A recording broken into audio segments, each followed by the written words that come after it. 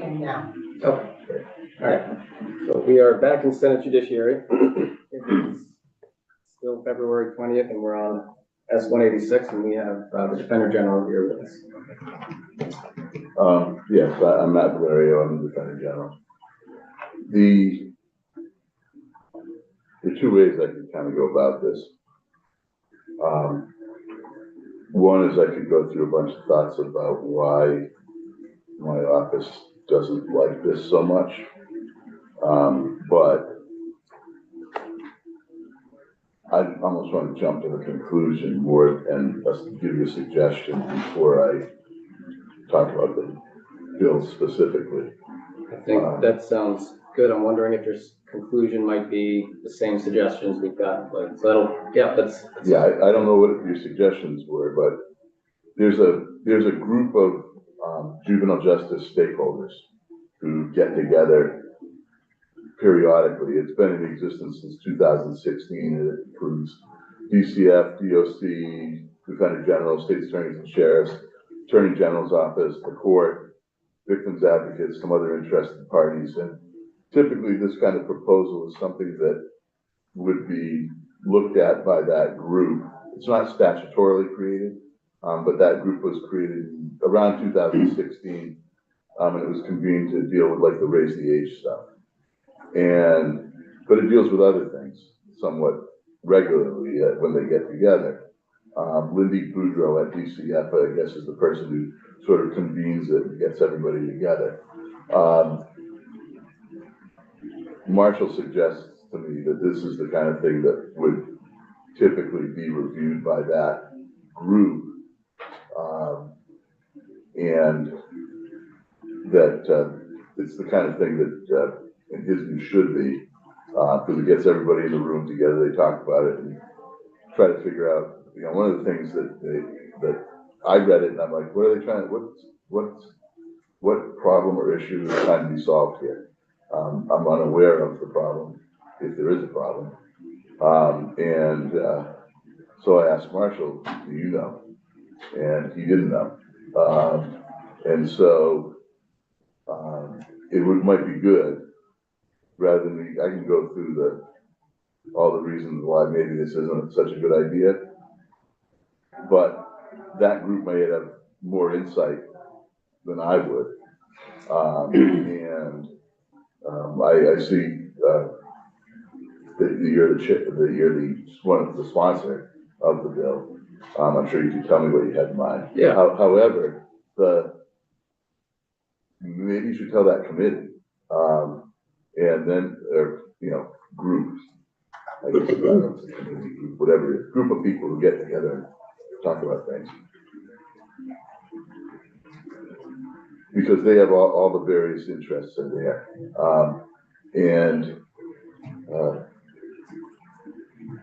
so that in conclusion, to start everything, that's where I think, rather than me just saying, now these are the things we don't seem to like about it, and have them report back like November 1st or October 1st. I don't think it's one of those things that's going to take 6 months of deliberation, but if you get all of those folks in a room talking about it and understanding the issue, then it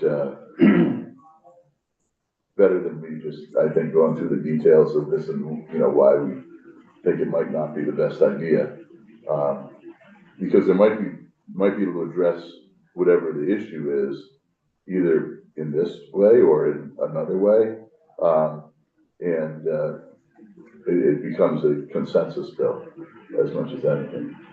Yeah, so what I can tell you is this came from a recommendation based on something I experienced and a few other defense attorneys in the county have experienced, where a situation arises where somebody is charged with felony, let's say an ag assault, and they want to, after consulting with their attorney, accept a plea of a simple assault or a disorderly conduct, and they want to wrap that up in the criminal division, but then you get the plea all set up, you go in there, and the judge says, this can't happen in this division, figure something else out.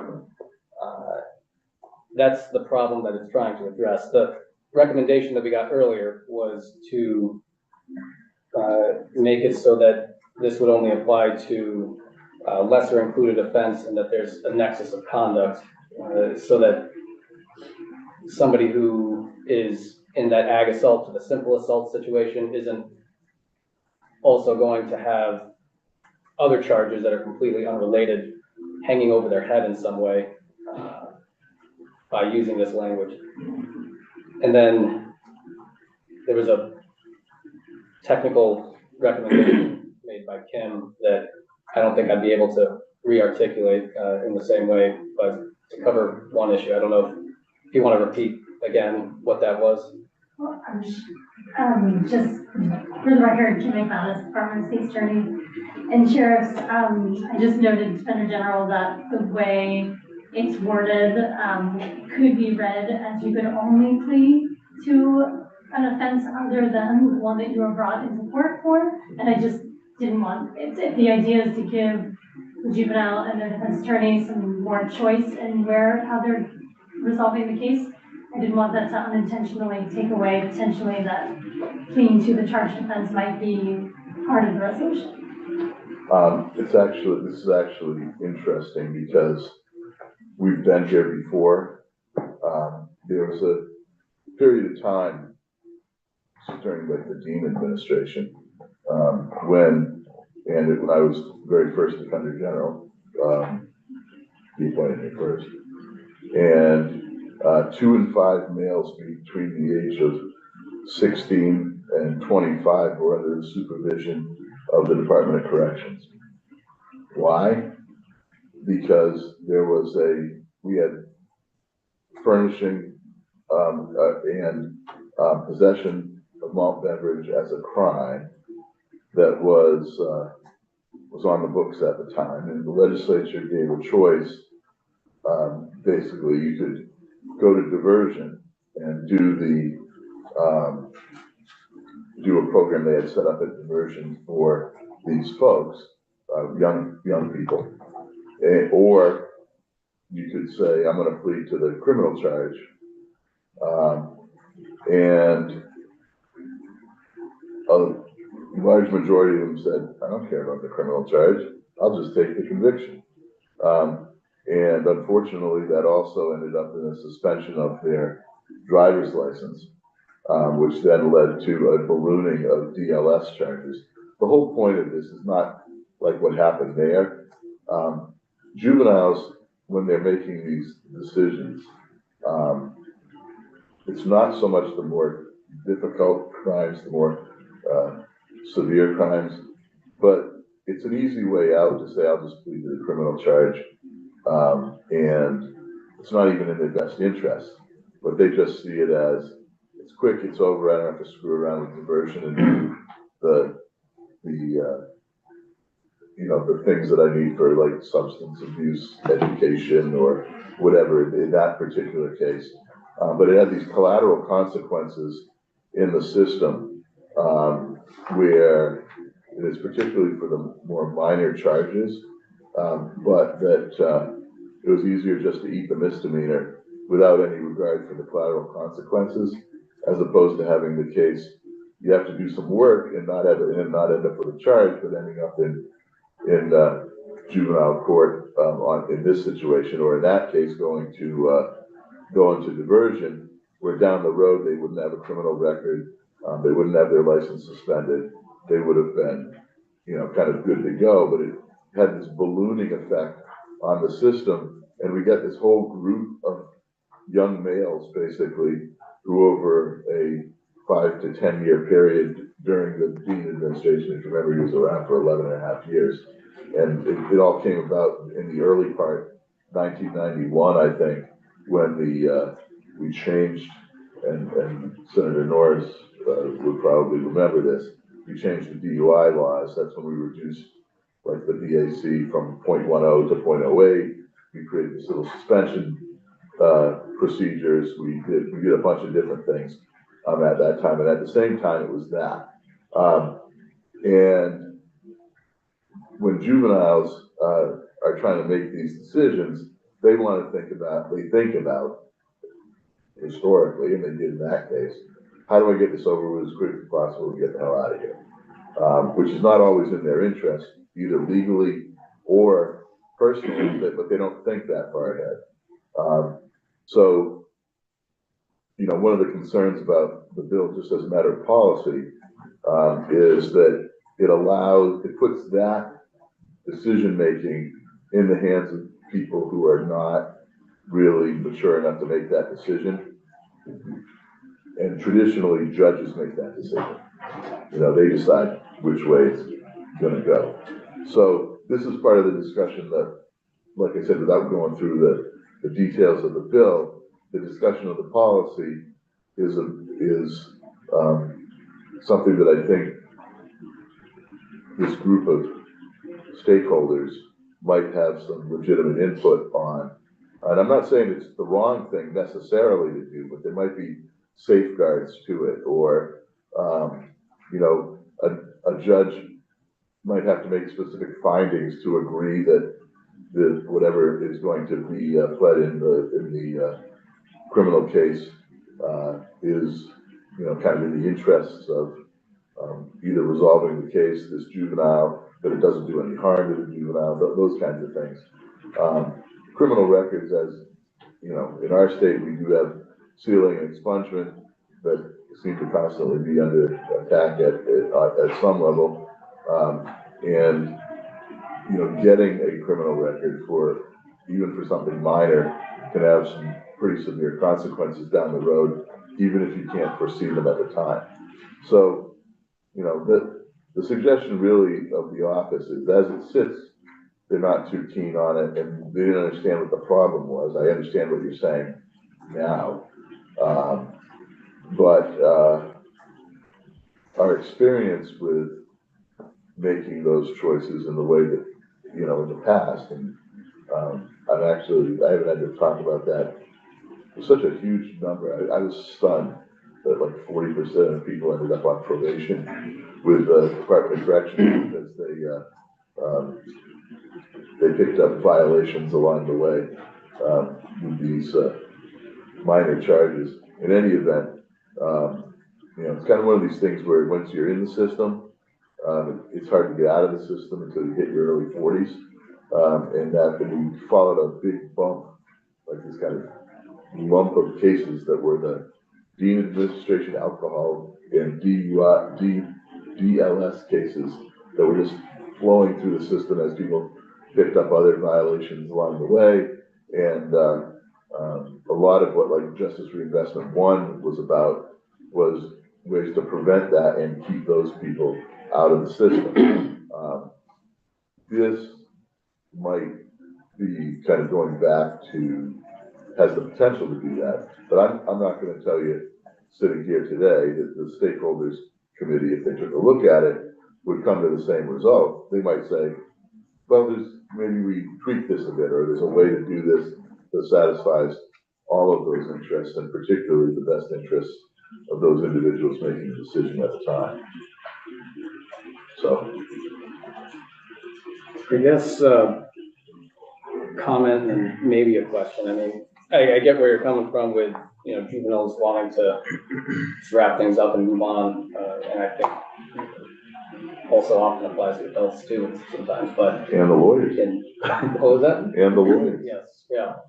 But, you know, I mean, in this situation though, at least in theory, the juvenile is going to be getting counsel as to whether or not going the ag assault route in criminal court or going the simple assault route in criminal court, you know, which one is in their best interest. So I guess that's just a comment, but. Well, pleading down, if there's no decision about what court you're going to be in, you know, you said criminal court in both instances. I mean, pleading to a lesser charge in criminal court is always the better result. Yeah, but that can't happen at the moment. Mm-hmm. And so that's what this is trying to get at. Well, because it would go to juvenile court.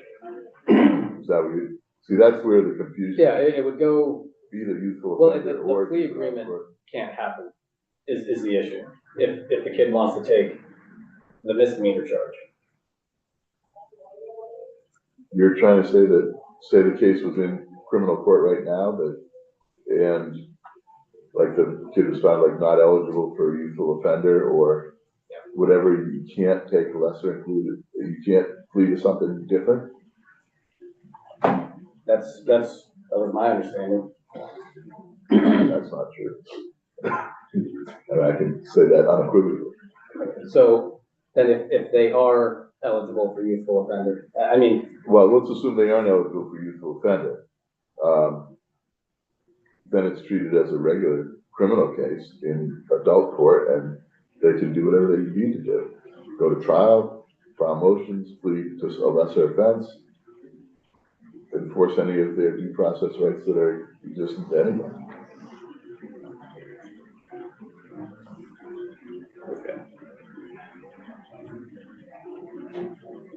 who are these other folks on the this committee that you mentioned? Well, it's DCF, representative there, Department of Corrections, my office, state attorneys and sheriffs, attorney general's office is there. Judge Zone has been on it, and I think Judge McDonald Katie is maybe transitioning on. I know the victims advocates are on, and there are other interested parties that also participate. And I could get the, and I know that Lindy Boudreau at DCF is the one who convenes the group and sets, and, you know, with the assistance of others, sets whatever the agenda might be. And the thing about the group, and this is, I was aware this group took place, but obviously the juvenile defender is the one who usually handles this. And since Marshall does both serious felony unit work and juvenile stuff, he's obviously the perfect example, perfect person on that group. But it has been a very stable group that got together out of mutual interest to deal with the raise the age issue in 2016. But because the issues of mutual interest have kind of continued for the last 10 years, they have dealt with a lot of other stuff and made some suggestions for legislation and commented on other legislation and rules changes and the like. You know, Marshall had suggested that, and sounds reasonable to me, but you know, you're the legislature, that they report back. It doesn't have to be a long time, it doesn't have to go into a 2-year study committee or something, but have them take a look at it and come back in the fall. Well, you know, I mean, it is the second year of the biennium, so I don't know. Some people may exit. I don't know.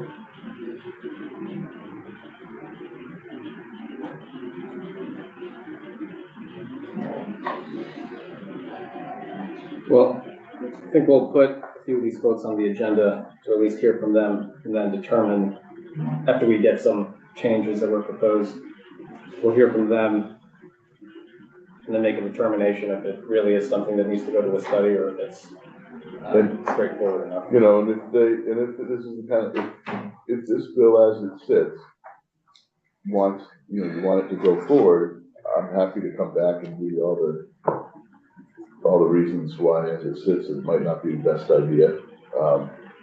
But I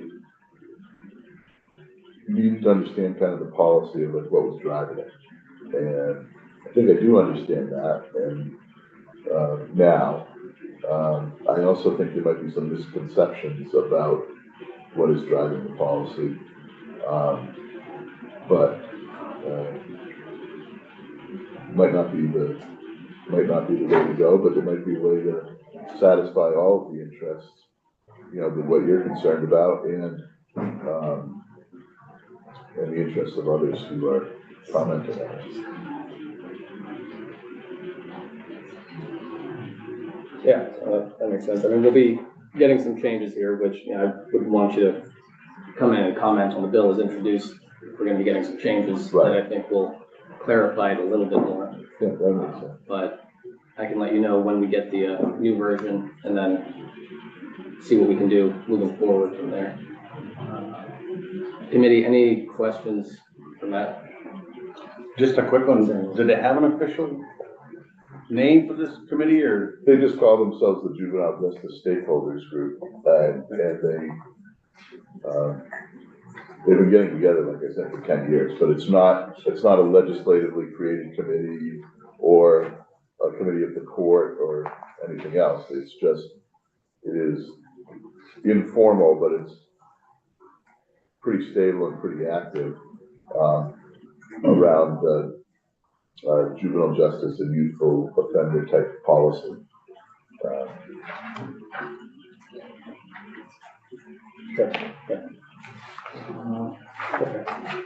And actually, you got Lindy Budra's name.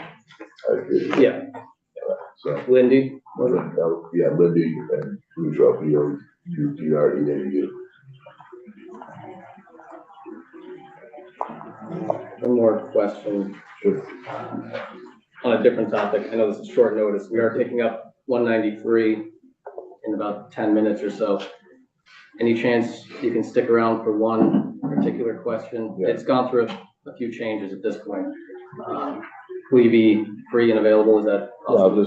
I actually plan to be here now, so I'm available now. Okay, great. Well, we are going to take a 5-minute break, just so we have on the agenda 10:15 for Jen Pullman, but then we can come back to that. That's the forensics. Forensics, yeah. Sorry? You still with those people? Yes. Are you ready? Thank Yeah, you. we can go off that. Yeah.